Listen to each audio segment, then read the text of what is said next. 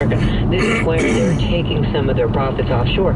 They're waiting for the right time to repatriate their tax money, or their money at a different tax rate. So in other words, Pretty simple process. in other words, at our highest corporate tax rate, what is it, 35%? 35%. At our highest corporate tax rate, we get none of the $2 billion in taxes that would be due, as opposed to lowering the corporate tax rate, closing down the Bermudan shell company, and taking maybe a more reasonable 17 or 16%. Now, you could even take it down to 25 and people would be ecstatic. Yeah. So instead of having 25%, let me go back to something cool, like 17% of $2 billion. Right. We have nothing of $2 billion.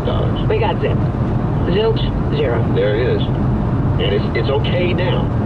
It's all right. You don't have to mention it now because the election's over and Google is they're friends of President Obama. And more about the story. This story is everywhere. You just have to read that. We'll post it at the website, the blog, kfyi.com, keyword Barry. You have to read it for yourself. Here, hang on. It's 9:20, and it's et cetera and so forth, and you know what you're listening to. Hit it.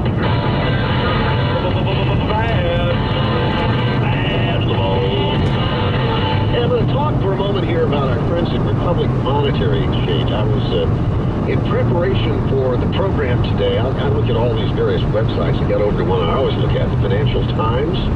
And here is a story in today's edition of the Financial Times. I'm just going to dovetail it into Republic Monetary Exchange and what I'm going to tell you about Republic Monetary Exchange. Here is the headline, one of the big stories. Sales of American Eagle gold coins soar.